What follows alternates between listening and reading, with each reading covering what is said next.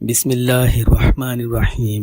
নাহমাদুহু ওয়া নুসাল্লি আলা রাসূলিহিল কারীম। আল্লাহ সুবহানাহু ওয়া তাআলার অশেষ মেহেরবান এবং অশেষ রহমা যে আজ উনি আমাদেরকে আল্লাহ সুবহানাহু ওয়া তাআলা এবং ওনার দ্বীনের ব্যাপারে কিছু কথা বলার বা শোনার তৌফিক দিয়েছেন। আসলে আল্লাহ সুবহানাহু ওয়া তাআলা এমন একটি বিং বা জাত যে ওনার ব্যাপারে যে কথা বলবে, যে শুনবে বা যে সেখানে বসে থাকবে, সবাইকে উনি ওনার রাহমা, ওনার রহমতের অন্তর্ভুক্ত করবেন। আল্লাহ সুবহানাহু ওয়া তাআলা আমাদের সবাইকে কবুল করুন, আমিন। আসসালামু আলাইকুম ওয়া রাহমাতুল্লাহি ওয়া বারাকাতুহু। আশা করি সবাই আল্লাহ সুবহানাহু ওয়া তাআলার অশেষ রহমতে ভালো আছেন। সবার প্রতি বিনম্র অনুরোধ যে আমার জন্য দোয়া করবেন যে আমি এখন যে কথাগুলো বলবো সেগুলো যেন শুধুমাত্র আল্লাহকে খুশি করার জন্যে, আর আমার নিজের আত্মশুদ্ধির জন্যে, আর অন্যকে ফায়দা পৌঁছানোর জন্যে বলতে পারি। অন্য কোনো কিছু যেন আমার মনে না আসে। তো আজকে আমরা রমাদানের উদ্দেশ্য এবং এর ফায়দা বা বেনিফিট বা সুবিধা কি সেগুলো নিয়ে কিছু কথা আলোচনা করব। আসলে আমার মতন সাধারণ মুসলমানদের জন্যে এটা খুবই জরুরি যে কোনো ভালো কাজ করার আগে তিনটে জিনিস আর খুবই জরুরিভাবে জেনে নেওয়া। 1 নম্বর হচ্ছে যে কেন আমি এটা করছি, এটা করার উদ্দেশ্যটা কি। 2 নম্বর হচ্ছে এটা করলে আমি কি কি সুবিধা বা বেনিফিট পাবো। আর 3 নম্বর হচ্ছে কোন পদ্ধতি অবলম্বন করলে আমি সবচেয়ে বেশি সুবিধা পেতে পারবো। 3 নম্বরটার উত্তর আমাদের সবার কাছেই খুব সহজেই জানা আছে। সেটা হচ্ছে সমস্ত ভালো কাজ যদি আমি নবী করিম সাল্লাল্লাহু আলাইহি সাল্লামের সুন্নত অনুযায়ী করে থাকি তাহলে আমি সবচেয়ে বেশি বেনিফিট পাবো। এখন আজকের আলাপ আলোচনায় আমরা মেনলি প্রথম দুটো জিনিসের উপরে ফোকাস করব, যেটা হচ্ছে রমাদান বা সিয়াম সাধনার উদ্দেশ্য, আর হচ্ছে এর বেনিফিট বা ফায়দা। এর থেকে কি সুবিধা আমরা পেতে পারি আমাদের সমাজ ব্যবস্থায়, আমাদের পারিবারিক সিস্টেমে। তো চলুন আমরা শুরু করি। যে প্রথমেই শুরু করা যাক নবী করিম সাল্লাল্লাহু আলাইহি ওয়াসাল্লামের সেই বিখ্যাত হাদিস, যেখানে উনি মিম্বরে ওঠার সময় 3 বার আমিন বলেছিলেন। আমরা সবাই এই হাদিস অনেকবার শুনেছি, যার ভিতরে একটা আমিন ছিল এই রমাদানের ব্যাপারে, যেখানে জিব্রাইল আলাইহিস সালাম উনি এসে নবী করিম সাল্লাল্লাহু আলাইহি সাল্লামকে বলেন যে যদি কোনো ব্যক্তি তার জীবনে রমাদান পায় এবং সে মাসে সে সিয়াম সাধনা করে আল্লাহ সুবহানাহু ওয়া তাআলার কাছ থেকে তার ভুল ত্রুটি ও গুনাহ মাফ করিয়ে নিতে ব্যর্থ হয়, তাহলে তার জন্য ধ্বংস বা বড় একটা দুঃখজনক সংবাদ অপেক্ষা করছে। এবং এতে নবী করিম সাল্লাল্লাহু আলাইহি ওয়াসাল্লাম আমিন বলেন। ব্যাপারটা বেশটাই ভয়ঙ্কর, তাই না? যে আসলে একটু চিন্তা করলে দেখা যায় যে এটা বড় একটা কঠিন সংবাদ আমাদের সবার জন্যে, যে আমি যদি আমার জীবনে এই রমাদান মাসটা পাই এবং পুরো মাস আমি সিয়াম সাধনা করে যদি আমার গুনাহ বা ভুল ত্রুটিগুলো আল্লাহর কাছ থেকে মাফ করে নিতে ব্যর্থ হই, তাহলে কত দুঃখজনক একটা সংবাদ আমার জন্য ওয়েট করছে, যে যেখানে ধ্বংসের কথা বলা হয়েছে। এখন এইভাবে যদি আমরা চিন্তা করি তাহলে রমজানকে অনেক বেশি ইম্পর্টেন্স দিতে আমাদের জন্য সুবিধা হয়। আর অন্যদিকে রমজানের সময় খুব বেশি সিনসিয়ার বা ইখলাসের সাথে সিয়াম সাধনা করার জন্যও আমরা কিছুটা হলেও ইন্ধন পাই। চিন্তিত হওয়ার কোনো কারণ নেই, কারণ আল্লাহ সুবহানাহু ওয়া তাআলার মার্সি অনেক অনেক বেশি সমস্ত কিছুকে ছাড়িয়ে, এবং আল্লাহ সুবহানাহু ওয়া তাআলা আমাদেরকে অনেক ভালোবাসেন। আর সেই জন্যেই উনি নবী করিম সাল্লাল্লাহু আলাইহি সাল্লামের মাধ্যমে ওনার জীবনের অনেক কষ্টের মধ্য দিয়ে আমাদেরকে রাস্তা দেখিয়ে দিয়ে গেছেন যে কিভাবে আমরা ওনার মার্সি অর্জন করতে পারি, ওনার দয়া পেতে পারি, আমাদের জীবনের ভুল ত্রুটিকে মাফ করিয়ে আমরা আমাদের লক্ষ্যে পৌঁছতে পারি। হ্যাঁ, দেখি আমরা যে আল্লাহ সুবহানাহু ওয়া তাআলা এবং নবী করিম সাল্লাল্লাহু আলাইহি সাল্লাম আমাদেরকে এই যে এই কঠিন সংবাদকে অতিক্রম করার জন্য কি কি সুযোগ সুবিধা দিয়ে গেছেন। চলুন আমরা 2-1 হাদিসের দিকে খেয়াল করি। যে নবী করিম সাল্লাল্লাহু আলাইহি সাল্লাম একটা হাদিসে বলেছেন, যেটার মোটামুটি অর্থ এই যে কোনো ব্যক্তি যে রমজানে সাওম করবে বা রোজা করবে এবং এর সীমা বুঝে সবকিছু মেনে চলবে, আল্লাহর প্রতি কঠিন বিশ্বাস বা ইয়াকিন রেখে সওয়াবের আশা করবে, তাহলে তার অতীত গুনাহ বা ভুল ত্রুটি মাফ করে দেওয়া হবে। ঠিক একইভাবে নবী করিম সাল্লাল্লাহু আলাইহি সাল্লাম অন্য একটি হাদিসে বলেছেন, কোনো ব্যক্তি রমজানের রাতে বিশ্বাস এবং সওয়াবের আশা নিয়ে আল্লাহর প্রতি সালাত আদায় করবে তার পিছের বা আগের গুনাহ মাফ করে দেবেন। আবার অন্য এক জায়গায় নবী করিম সাল্লাল্লাহু আলাইহি সাল্লাম বলেছেন যে 5 ওয়াক্ত সালাত জুম্মা থেকে জুম্মা এবং রমাদান থেকে রমাদান পিছের গুনার জন্য কাফফারা স্বরূপ, অর্থাৎ মাফ হয়ে যায়। এই ধরনের অনেক সুসংবাদ আমাদের জন্য ওয়েট করছে। শুধু এতটুকুতেই উনি সীমাবদ্ধ থাকেননি, এরপরে উনি আবার বলছেন যে শুধুমাত্র লাইলাতুল কদরের ব্যাপারে যদি কেউ আল্লাহ সুবহানাহু ওয়া তাআলার প্রতি অগাধ বিশ্বাস এবং আশা নিয়ে এই লাইলাতুল কদরের রাত্রি আল্লাহর ইবাদতের মধ্যে দিয়ে পার করবে, তার পিছের সমস্ত গুনাহ মাফ করে দেওয়া হবে। বড় সুসংবাদ আমাদের জন্য উনি দিয়ে গেছেন, তাই না? চলুন আমরা আরো এগিয়ে দেখি যে আল্লাহ সুবহানাহু ওয়া তাআলা নবী করিম সাল্লাল্লাহু আলাইহি সাল্লামের মাধ্যমে আমাদেরকে আর কি কি সুবিধা দিয়ে গেছেন। আসুন আমরা একটু ভেবে দেখি যে এই সুসংবাদগুলো অর্জনের লক্ষ্যে আমাদের সামনে সবচেয়ে বড় বাধা কি।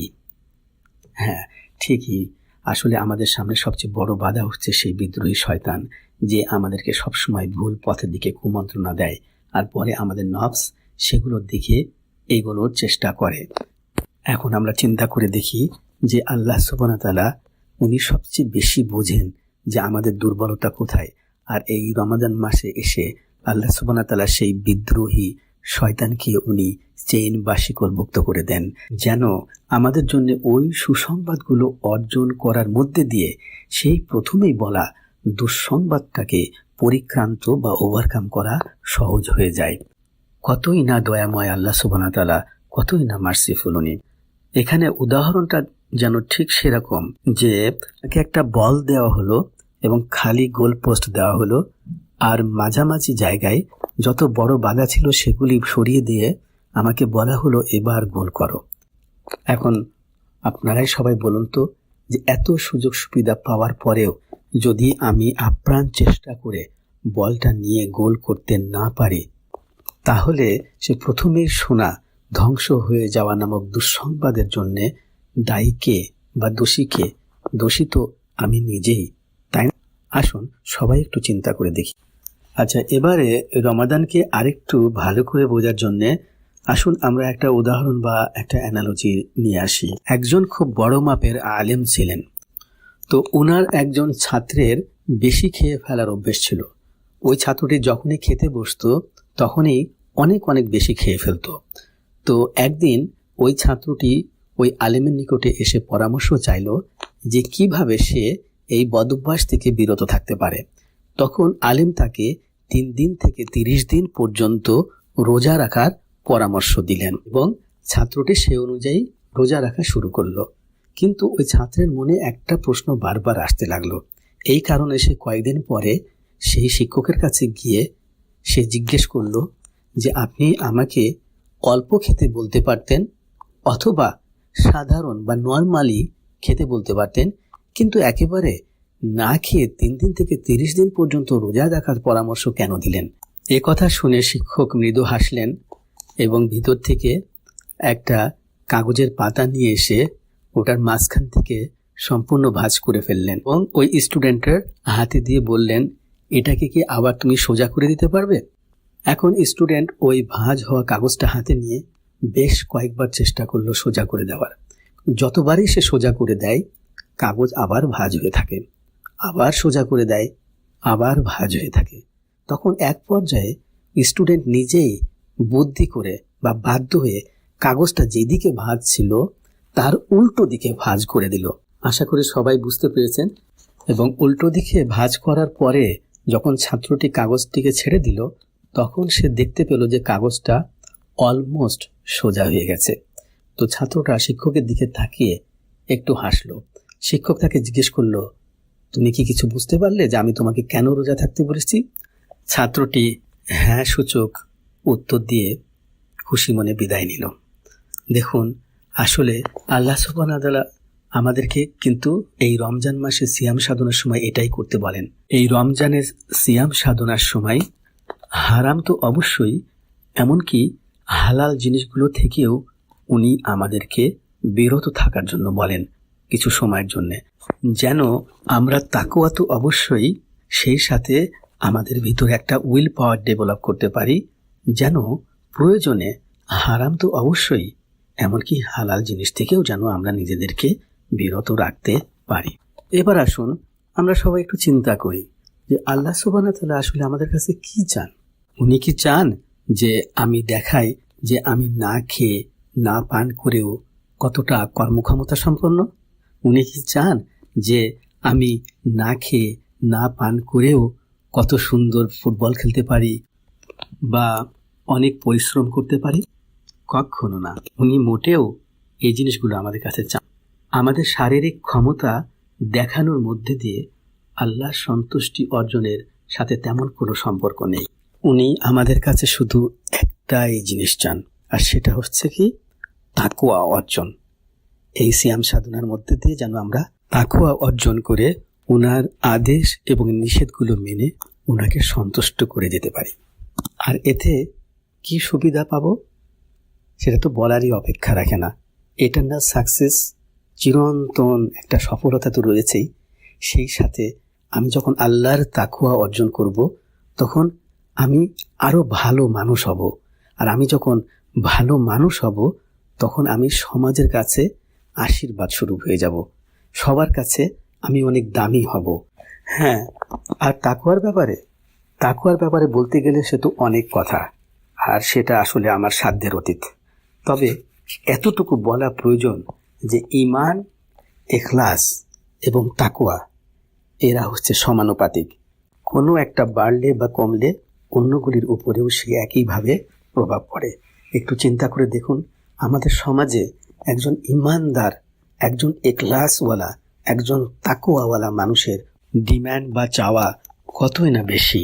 কারণ নামাজিদের সংখ্যা, রোজাদারদের সংখ্যা বা হাজিদের সংখ্যার অনুপাতে ঈমানদার, তাকওয়াওয়ালা, ইখলাসওয়ালা মানুষের সংখ্যা অনেক কমে এসেছে। আল্লাহ সুবহানাহু ওয়া তাআলা আমাদেরকে মেহনত করার মাধ্যমে ঈমানদারওয়ালা, তাকওয়াওয়ালা ও ইখলাসওয়ালাদের অন্তর্ভুক্ত হওয়ার জন্যে তৌফিক দেন। আমিন। আসলে তো আল্লাহ সুবহানাহু ওয়া তাআলা বলেই দিয়েছেন কোরআনে যে তোমাদের মধ্যে আল্লাহর নিকট সেই লোকই অধিক সম্মানীয় যে লোক অধিক মুত্তাকি। ভাবা যায় কি যে তাকওয়া অর্জন করা এবং মুত্তাকি হওয়া কতটা জরুরি?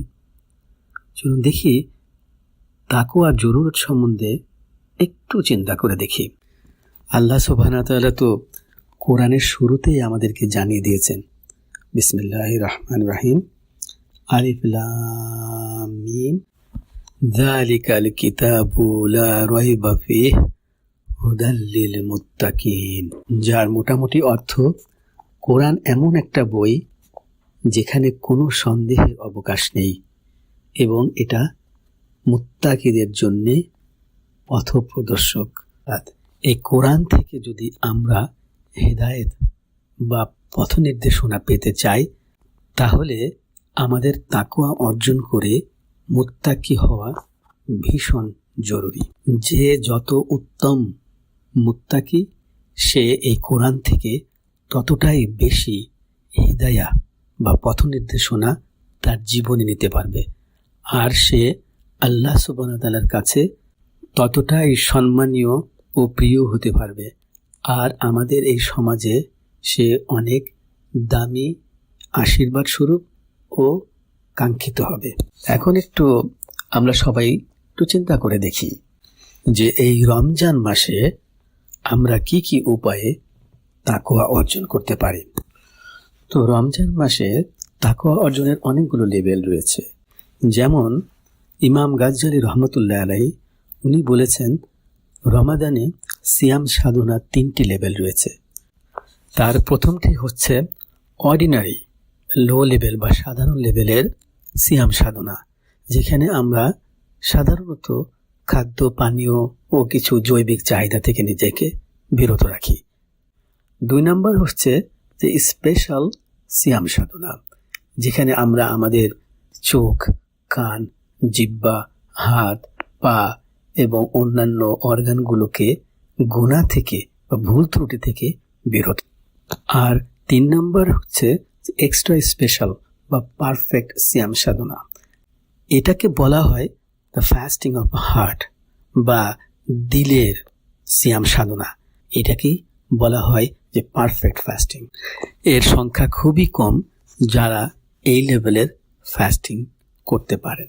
এমনকি ইমাম গাজ্জালি রহমতুল্লাহ উনি নিজে ওনার বইতে বলেছেন যে এই জিনিসটা যদি উনি বইতে লিখছেন কিন্তু এটাতে বোঝানো সম্ভব না, কারণ এটা হচ্ছে একটা এক্সপিরিয়েন্স বা অভিজ্ঞতার মাধ্যমেই শুধুমাত্র বোঝা যায়। তো আজকে আমরা এখানে শুধুমাত্র প্রথম এবং দ্বিতীয় লেভেলটা নিয়ে চিন্তা করব। আমার মতন মুসলমান তো প্রথম লেভেলেই বেশিরভাগ সময় থেকে যায়, দ্বিতীয় লেভেলে ওঠা হয়ে ওঠে না। তো আসুন আজকে আমরা সবাই দিল থেকে নিয়ত করি এবং চিন্তা করে দেখি যে কিভাবে আমরা প্রথম লেভেলটাকে পরিপূর্ণভাবে করে তারপরে দ্বিতীয় লেভেলে উঠি এবং সেখানে টিকে থেকে তাকওয়া অর্জন করে মুত্তাকি হতে পারি। আল্লাহ সুবহানাহু ওয়া তাআলা আমাদের সবাইকে কবুল করুন। দেখুন, প্রথম লেভেলের কথা যদি আমরা চিন্তা করি তাহলে যে সময় ভোর রাতে আমার জন্য ওঠা ভীষণ কঠিন, সেই সময় আমি উঠছি সেহরি খাওয়ার জন্যে এবং সারাটা দিন পেটে অনেক ক্ষুধা, পানির অনেক তৃষ্ণা থাকার পরেও এবং ঘরের ফ্রিজে সুন্দর সুন্দর খাওয়া মজুদ থাকা সত্ত্বেও এবং যারা আমরা নন মুসলিম দেশে কাজ করি সেখানে আমাদের সামনেই অফিস আদালতে বা রেস্টুরেন্টে অন্যান্য মানুষ যখন অনেক মজার মজার খাওয়া খাচ্ছে সেগুলো দেখার পরেও বা আমাদের সন্তানেরা যারা স্কুলে যাচ্ছে বিশেষ করে নন মুসলিম দেশগুলোতে তাদের সামনে অন্যান্য বাচ্চারা কত সুন্দর এবং মজার খাওয়া খাচ্ছে সেগুলো দেখার পরেও আমরা নিজের মনের উপরে পাথর চাপা দিয়ে ওগুলো থেকে নিজেকে বিরত রাখছি। কি জন্যে? শুধুমাত্র একটাই কারণ, আর সেটা কি? আমার আল্লাহ, আমার সৃষ্টিকর্তা বলেছেন, আর সেই জন্যে আমি নিজেকে এগুলো থেকে বিরক্ত রাখছি। এই সময়ে যে আল্লাহ সুবহানাহু ওয়া তাআলা আমাদের জন্য যেগুলো হালাল সেগুলো থেকেও বিরত থাকার নির্দেশ দিয়েছেন এবং আমরা সেগুলো থেকে বিরত রাখছি নিজেদেরকে শুধুমাত্র আল্লাহরই জন্যে। সাবধান আবারও যে অন্য কোনো কারণ যেন আমাদের মনের ভিতরে না আসে। যদিও আমরা ফিজিক্যালি সেগুলো থেকে নিজেদেরকে বিরত রাখবো, কিন্তু আমাদের দিলের ভিতরে যদি কোনো কারণ চলে আসে তাহলে এটা আল্লাহ সুবহানাহু ওয়া তাআলার কাছে মোটেও গ্রহণযোগ্য হবে না, আর তাকওয়া অর্জনের যে উদ্দেশ্য সেটা সম্পূর্ণ ব্যর্থ হয়ে যাবে। কারণ আল্লাহ সুবহানাহু ওয়া তাআলা ওনার ব্যাপারে কোনো অংশীদারত্ব একদম পছন্দ করেন না। যত ভালো কাজ আমরা ওনার জন্য করব শুধুমাত্র ওনাকে খুশি করার জন্য করতে হবে। আমাদের নিয়তে এবং ইখলাসে বিন্দু মাত্র অন্যথায় হওয়া যাবে না। এবারে ইমাম গাজ্জালি রহমতুল্লাহের সেকেন্ড লেভেলের যে সিয়াম সাধনা রয়েছে সেটা নিয়ে একটু আলাপ আলোচনা করা যাক, যেখানে উনি বোঝানোর চেষ্টা করেছেন যে এই সেকেন্ড লেভেলের সিয়াম সাধনা মানে হচ্ছে প্রথম লেভেলের জিনিসগুলো যেমন খাওয়া দাওয়া, পানাহার, জৈবিক চাহিদা মেটানো, এগুলো থেকে তো প্রয়োজন অনুযায়ী নিজেকে বিরত রাখতেই হবে। সেই সাথে সমস্ত গুনাহ বা ভুল ত্রুটি থেকে নিজেকে হেফাজত রাখতে হবে, যেমন চোখ, কান, জিহ্বা, হাত, পা ইত্যাদি এগুলোকে সমস্ত খারাপ বা গুনাহ থেকে হেফাজত রাখতে হবে। অর্থাৎ আমার ফিজিক্যাল যে অঙ্গ প্রত্যঙ্গগুলো আছে সেগুলো ব্যবহার করে কোনো গুনাহ বা ভুল ত্রুটি করা চলবে না। ভীষণ সাবধান, এখানে শুধুমাত্র জিহ্বারই রয়েছে দুটো আসপেক্ট বা বিষয়। এক নম্বর হচ্ছে জিহ্বার স্বাদ বা টেস্ট, আর দুই নম্বর হচ্ছে জিহ্বার কথা বা শব্দ। এখন সবাই একটুখানি সময় নিয়ে চিন্তা করে দেখি জিহ্বার ক্ষেত্রে আমরা সিয়াম সাধনা কতটুকু ভালোভাবে করতে পারি। আমি যদি আমার নিজের কথা বলি, এই জিহ্বার স্বাদের দাসত্ব করার পিছে এতটাই সময় চলে যায় যে একনিষ্ঠভাবে আল্লাহর ইবাদত করে তাকওয়া অর্জন করব সেজন্য সময় খুবই কমে আসে।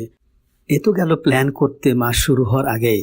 এখন যখন রমাদানের মাস শুরু হয়ে গেল তখন প্রত্যেক দিন এই যে অনেক প্ল্যান করে কষ্ট করে যে সব জিনিস ম্যানেজ করা হয়েছে সেগুলো প্রসেস করে রান্নাঘর থেকে টেবিল পর্যন্ত পৌঁছানো এবং টেবিল থেকে আবার ধুয়ে মুছে পরের দিনের জন্য প্রস্তুত রাখা, এভাবে প্রত্যেকটা দিন আমার নিজের সময় সহ আমাদের পরিবারের প্রত্যেকের সময় চলে যায় এগুলোর পিছেই। আল্লাহর জন্যে সময় যেটুকু থাকে সেটুকু খুবই কম। শুধুমাত্র একটা প্রশ্ন আমরা সবাই নিজেদেরকে করি যে আমরা রোজার মাসে কি কম খাই নাকি বেশি খাই? তাহলেই আমরা ইভ্যালুয়েট করতে পারবো আমাদের সিয়াম সাধনার মাসে কতটুকু সত্যিকার অর্থে আমরা তাকওয়া অর্জনের জন্যে এই ছোটোখাটো অল্প পরিসরের ত্যাগগুলোকে খুশি মনে স্বীকার করে নিতে পারি বা মেনে নিতে কি বর্তমানে আমাদের এই মাসের কালচার দিকে যারা নন মুসলিম তারা তো ধরেই নিয়েছে যে এটা মনে হয় খাওয়ার একটা ফেস্টিভ্যালের মাস। এটা তো গেল জিহ্বার স্বাদ বা টেস্টের ব্যাপারে। আর যদি জিহ্বার কথা বা শব্দের ব্যাপারে যদি বলি সেটা তো আরও কঠিন অবস্থা। সময় কাটানোর অজুহাতে আমরা তো হয় প্রচুর অপ্রয়োজনীয় কথা বলি আর না হয় প্রচুর অপ্রয়োজনীয় কথা শুনি। এইভাবেই দিন পার হয়ে যায়। তারপরে যে সময় থাকে সেটা খুবই অল্প। আমাদের আল্লাহ বা সৃষ্টিকর্তা যিনি আমাদেরকে কতই না ভালোবাসেন আর যিনি সমস্ত কিছু যেটা আল্লাহ আমাকে দিয়েছেন। কেন জানি আমাদের সমাজে বা কালচারে বেশিরভাগ সময় যদি দিনের কথা আসে বা আল্লাহ সুবহানাহু ওয়া তাআলার নৈকট্য অর্জনের কোনো কথা আসে তাহলে সাথে সাথেই আমাদের মনে পড়ে যে আমি কিছু ভালো আমল করব। এই যেমন কিছু বেশি করে সালাত আদায় করব, কিছু এতিমদেরকে খাওয়িয়ে দেব বা কিছু সদাকা বা দান করব, অথবা হয়তো বা কিছু রোজা করে দেব, অথবা হয়তো খুব বেশি করে কোরআন শরীফ পড়ব।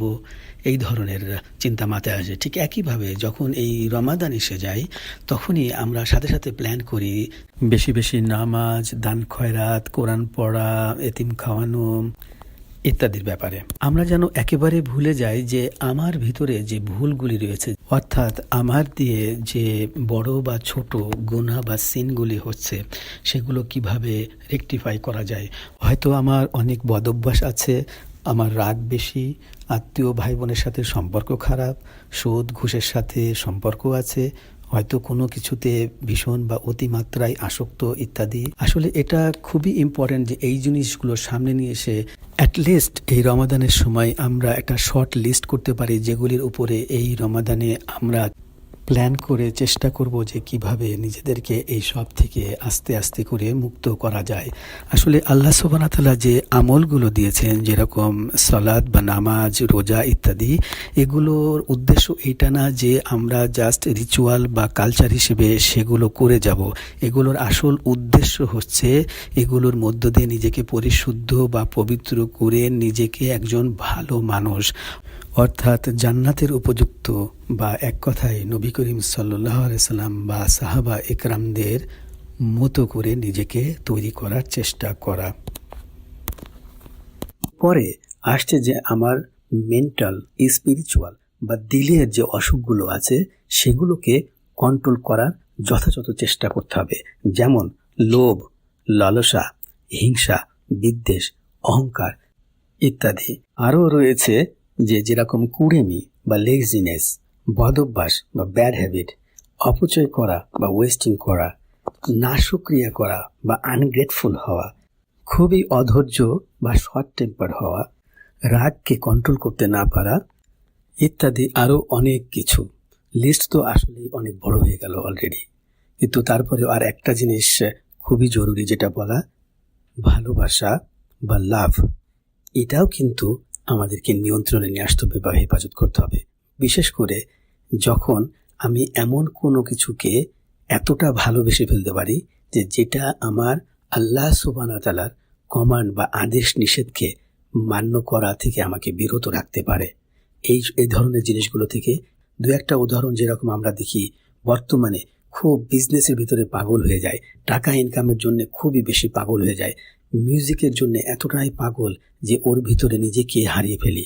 এমনকি দেখা যায় বর্তমানে খেলাধুলার জন্য আমরা এতটাই পাগল হয়ে যাই যে ওটা নিয়ে কনসার্ন, ওটা নিয়ে চিন্তা এবং ওটা নিয়ে ঝগড়াঝাটি করা, এমনকি মারামারির পর্যায়ে চলে যায়।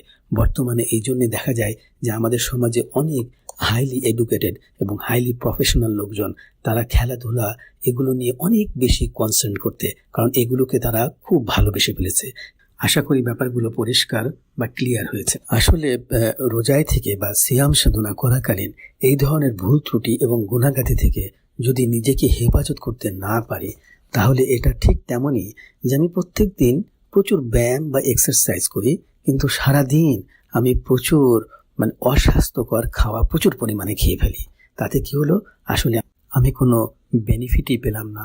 এই সব কারণেই আমাদের নবী করিম সাল্লাল্লাহু আলাইহি সাল্লাম হাদিসে বলেছেন, যেটার মোটামুটি অর্থ যে অনেকেই সিয়াম করে বা রোজা করে কিন্তু না খেয়ে কষ্ট পাওয়া ছাড়া আর কিছুই পায় না। আর অনেকেই হয়তো রাত্রে উঠে সালাত আদায় করে, কিন্তু তারা রাত্রে জেগে কষ্ট পাওয়া ছাড়া আর তেমন কিছুই পায় না।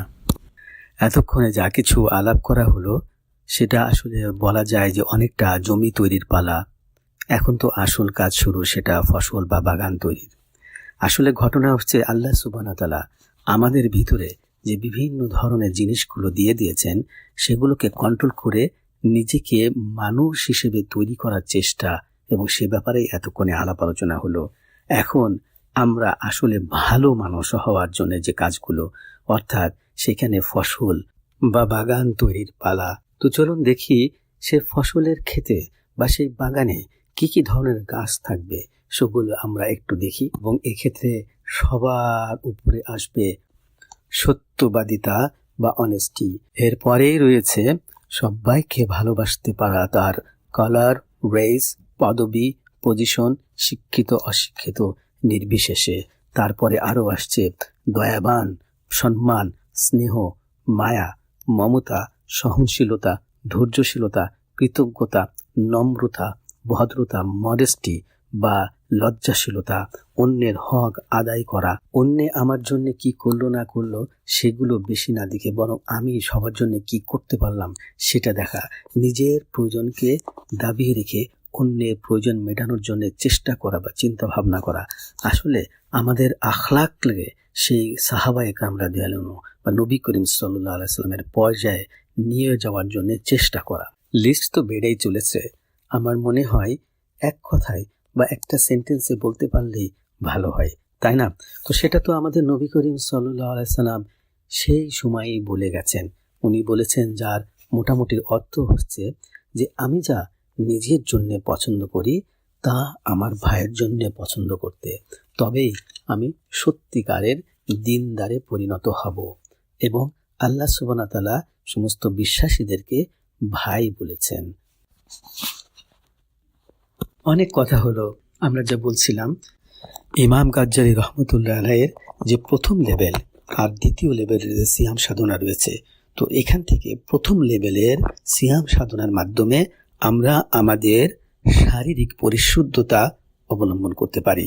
আর দ্বিতীয় লেভেলের যে সিয়াম সাধনা, এটার মাধ্যমে আমরা আত্মিক বা স্পিরিচুয়াল পরিশুদ্ধতা বা পিউরিটি অর্জন করতে পারি।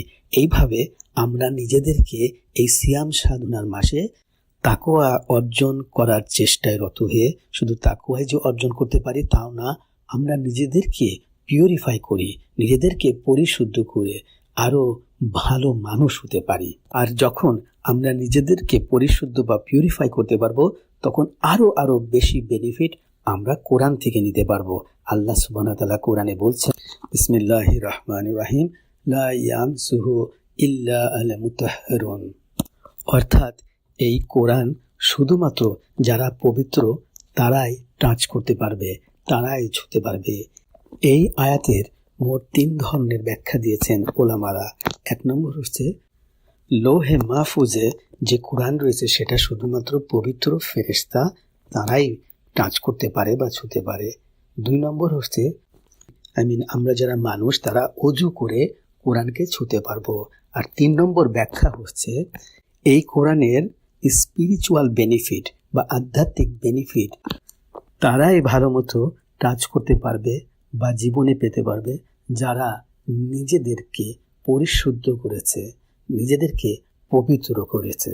সুতরাং এই রমজান মাসে সিয়াম সাধনার মাধ্যমে তাকওয়া অর্জনের পথে আমরা যখন নিজেদেরকে পবিত্র বা পরিশুদ্ধ করব, তখন কোরআনের যে স্পিরিচুয়াল বেনিফিট বা যে আধ্যাত্মিক লাভ রয়েছে সেটাও আমরা আমাদের জীবনে কিছুটা হলেও পেতে পারবো। মনে মনে অনেক কথা হয়ে গেল, এবার আসুন আমরা সবাই একটু রিফ্লেক্টিং করি, কন্টেম্পলেটিং, যেরকম বা ফিকির করা, চিন্তা করা। আল্লাহ সুবহানাহু ওয়া তাআলা তাফাক্কুরের কথা বলেছেন কোরআনে অনেকবার। উনার নবী করিম সাল্লাল্লাহু আলাইহি সাল্লামের মাধ্যমে কিয়ামত পর্যন্ত সমস্ত মানুষের এই জীবনের একটা হায়াতুত তাইয়্যিবা বা বরকতময় সুন্দর জীবন এবং আখিরাতের জন্যে চিরন্তন অফুরন্ত সফলতা, একটা সুন্দর এবং পারফেক্ট জীবন ব্যবস্থার প্রেসক্রিপশন দিয়ে গেছেন। ভেবে দেখুন কতটা সিস্টেমেটিক। আল্লাহ সুবহানাহু ওয়া তাআলা এই রমাদানে কোরআনকে নাজিল করেছেন এবং বলেছেন এই কোরআন তাদের জন্যে অর্থাৎ মুত্তাকিদের জন্যে হেদায়া স্বরূপ, পথ নির্দেশনা স্বরূপ। এবং সেই উদ্দেশ্যেই এই রমাদান মাসেই আল্লাহ সুবহানাহু ওয়া তাআলা আমাদের জন্যে সিয়াম সাধনা দিয়েছেন, যেন আমরা সিয়াম সাধনার মধ্যে দিয়ে তাকওয়া অর্জন করে মুত্তাকি হতে পারি এবং এই কোরআন শরীফ থেকে গাইডেন্স বা পথ নির্দেশনা নিতে পারি। এছাড়াও এই মুত্তাকি হওয়ার মধ্য দিয়ে আমরা নিজেকে পরিশুদ্ধ বা পবিত্র করে সেই কোরআনের আধ্যাত্মিক আলো বা স্পিরিচুয়াল লাইটকে ছুঁয়ে আমাদের দিলকে আলোকিত করতে পারি, আমাদের জীবনকে আলোকিত করতে পারি এবং একইভাবে আমরা এই জীবন এবং পরজীবন দুই জীবনেই আমরা সাকসেস বা সফলতা অর্জন করতে পারি। তাহলে কি দাঁড়ালো? যে এই মাসে যে সিয়াম সাধনা আল্লাহ সুবহানাহু ওয়া তাআলা আমাদের জন্য সাজেস্ট করেছেন এবং সেই সিয়াম সাধনার পথে সবচেয়ে যে বড় বাধা, বিদ্রোহী বা বিতাড়িত শয়তানকে উনি চেইন বা শিকল যুক্ত করে শৃঙ্খলিত করেছেন যেন আমার জন্যে সিয়াম সাধনা সহজ হয়। এইরকম একটা সুযোগে, এরকম একটা পরিবেশে যদি আমি আপ্রাণ চেষ্টা করে সিয়াম সাধনার মধ্যে দিয়ে এক, তাকওয়া অর্জনের মাধ্যমে মুত্তাকি না হতে পারি এবং দুই, মুত্তাকি হওয়ার মধ্য দিয়ে নিজেকে পরিশুদ্ধ বা পবিত্র না করতে পারি এবং সবশেষে আলটিমেটলি এই কোরআন থেকে মুত্তাকি হিসেবে পথ নির্দেশনা নিতে ব্যর্থ হলাম আর পরিশুদ্ধ ও পবিত্র দিল নিয়ে এই কোরআনের যে আধ্যাত্মিক আলো, সেই আলোয় নিজের দিলকে আলোকিত করতে ব্যর্থ হয়ে আমরা সময় আমাদের নিজের সমাজ ব্যবস্থাকে কলুষিত করে ফেললাম এবং নিজেকে হায়াতুত তাইয়্যিবা এই দুনিয়াতে এবং আখিরাতের চিরন্তন বা ইটারনাল সফলতা বা সাকসেস থেকে বঞ্চিত করলাম। এর মানে কি দাঁড়ালো? এর মানে এটাই দাঁড়ালো যে আল্লাহ সুবহানাহু ওয়া তাআলা যে আমার জন্য সুন্দর একটা প্রেসক্রিপশন বা জীবন ব্যবস্থা দিয়েছিলেন এবং তার জন্য স্পেশালি যে প্রধান বাধা, সেই বাধাকেও শৃঙ্খলিত করে একটা সুযোগ করে দিয়েছিলেন, সেই সুযোগকে ইগনোর করে বা অগ্রাহ্য করে আমি আমার নিজের জীবনে নিজেই সেই প্রথমে বলা ধ্বংস নামক দুঃসংবাদকে ডেকে নিয়ে আসলাম। এর জন্যে আমি কাকে দায়ী করতে পারি? এই প্রশ্ন সবার কাছে রইল।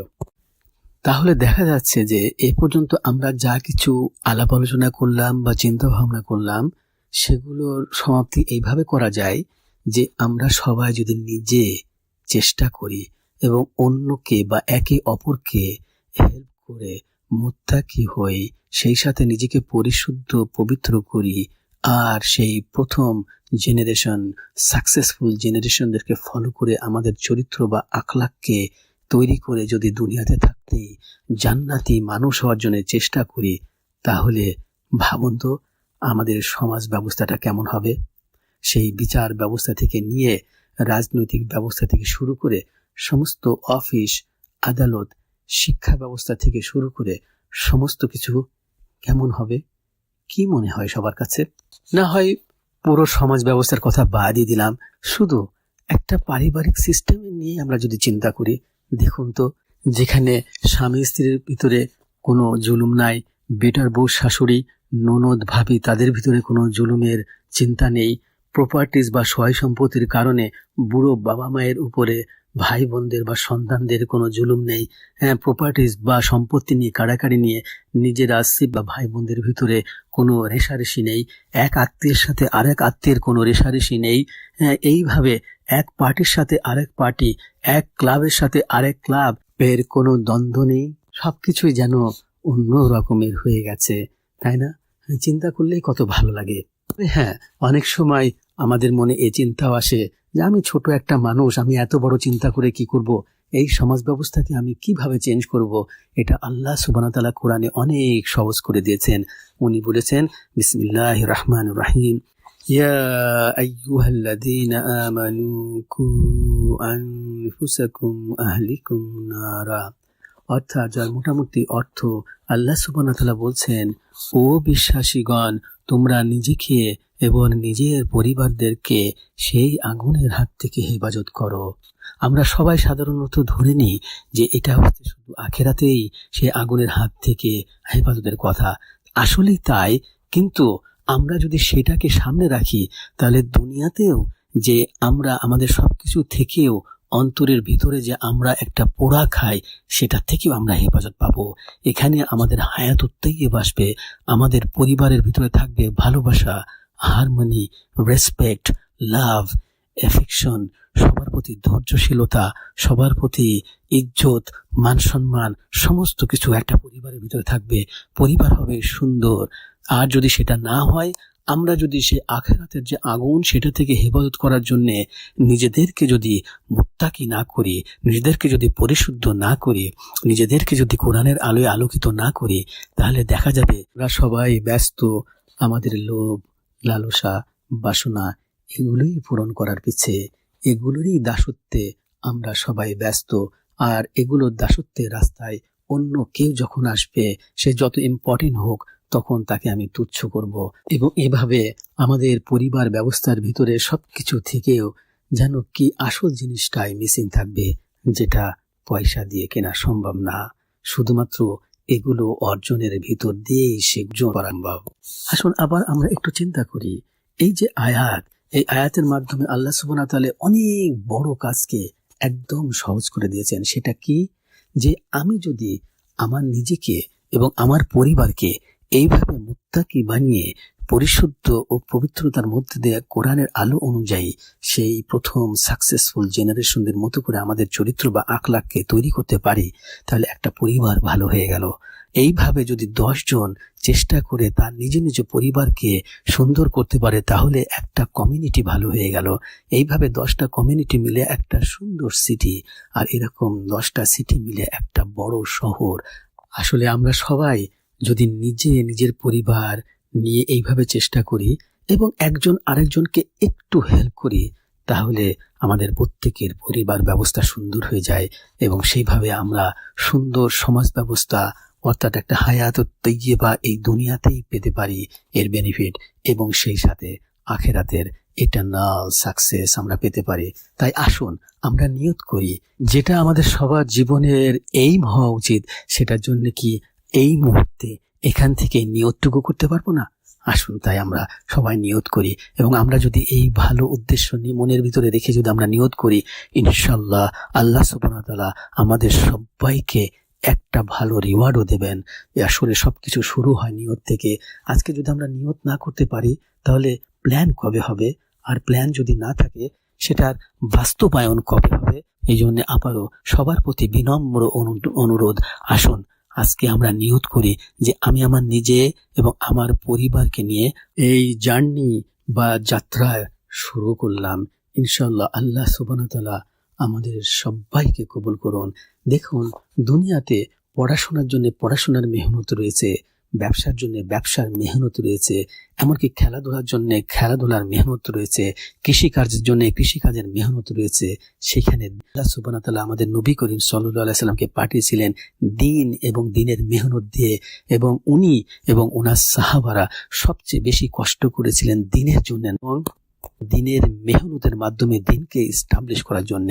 কিন্তু শয়তান সাকসেসফুলি আমাদেরকে বুঝিয়েছে যে দুনিয়ার সমস্ত কিছুর জন্য মেহনত প্রয়োজন, সমস্ত কিছুর জন্য ত্যাগের প্রয়োজন, কিন্তু দিন এমনি আসবে। কিন্তু এটা কি সম্ভব? সেই জন্য আমাদেরকে মেহনত করতে হবে। আর এই মেহনতকে অস্বীকার করা মানে হচ্ছে আমি সেই সুন্দর সমাজ ব্যবস্থা আর আখিরাতের সেই চিরন্তন সফলতাকে অস্বীকার করছি। আল্লাহ সুবহানাহু ওয়া তাআলা আমাদের সবাইকে কবুল করুন। এবং তৌফিক দান করুন এই মেহনতে আমি নিজে ব্যস্ত হই এবং অন্যকে হেল্প করি বা সাপোর্ট করি। তো আজকের আলাপ আলোচনা শেষ করার আগে এটা খুব ভালো হয় যে আমরা তাকওয়া শনাক্ত করা যায় এরকম কিছু উদাহরণ সামনে নিয়ে আসি, তাহলে আমরা বুঝতে পারবো যে আমাদের নিজ নিজ অবস্থান কোথায়। তো এক্ষেত্রে আমরা দুটো উদাহরণ নিয়ে আসি যেগুলো দৃশ্যমান বা ভিজিবল, আর দুটো উদাহরণ নিয়ে আসি যেগুলো খুব একটা দৃশ্যমান না। তো দৃশ্যমান উদাহরণগুলোর ভিতর থেকে প্রথমেই শুরু করি ড্রেস দিয়ে, যে আমার ড্রেস সেটা কি তাকওয়ার ড্রেস, অর্থাৎ আল্লাহ এবং আল্লাহ রসুল সাল্লাল্লাহু আলাইহি সাল্লাম যেভাবে চেয়েছেন সেভাবে কি, নাকি আমার ড্রেস শো অফ বা লোক দেখানোর জন্যে বা বড়াই করার জন্যে, অথবা সমাজ প্রথার দাসত্ব করার জন্যে ইত্যাদি। এরপরে দ্বিতীয় উদাহরণ হিসেবে নিয়ে আসি অজু।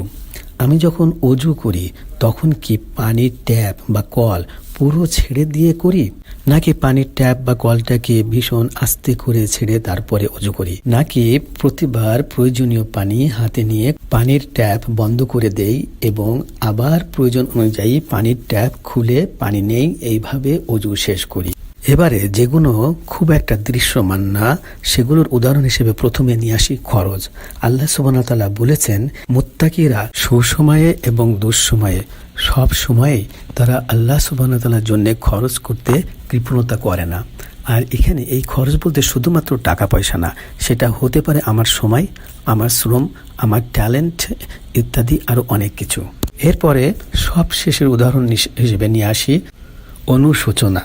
আল্লাহ সুবহানাহু ওয়া তাআলা বলেছেন যে মুত্তাকিরা যখনই কোনো খারাপ কাজ করে ফেলে বা যখনই কোনো গুনাহ তাদের দিয়ে হয়ে যায় তখন তারা খুবই দ্রুত সেটা অনুশোচনা করে, তওবা করে এবং আল্লাহ সুবহানাহু ওয়া তাআলার কাছ থেকে মাপ চেয়ে নেয় এবং তারপরেও কোনো একটা ভালো কাজ করে সেই গ্যাপটা পূরণের জন্য চেষ্টা করে। এই উদাহরণগুলির মাধ্যমে আমরা হয়তোবা বুঝতে পারবো যে আমাদের অবস্থানটা কোথায়।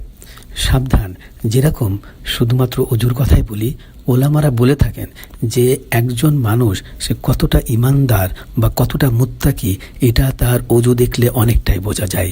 আমি আমার নিজেকেই মাঝে মধ্যে প্রশ্ন করি, যদি আল্লাহ সুবহানাহু ওয়া তাআলা শুধুমাত্র আমার অজুর পানির ব্যাপারে প্রশ্ন করেন তাহলে আমি কঠিন অবস্থায় পড়ে যাব। আল্লাহ সুবহানাহু ওয়া তাআলা আমাদের সবাইকে এসব থেকে হেফাজত করেন।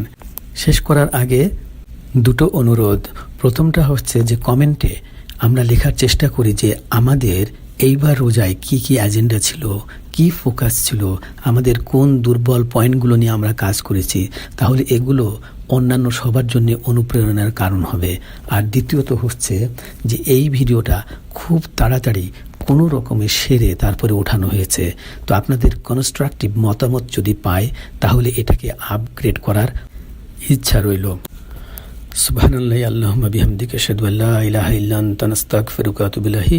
সুবহানা রাব্বিকা রাব্বিল ইজ্জাতি আম্মা ইয়াসিফুন ওয়া সালামুন আলাল মুরসালিন আলহামদুলিল্লাহি রাব্বিল আলামিন। আসসালামু আলাইকুম ওয়া রাহমাতুল্লাহি ওয়া বারাকাতুহু।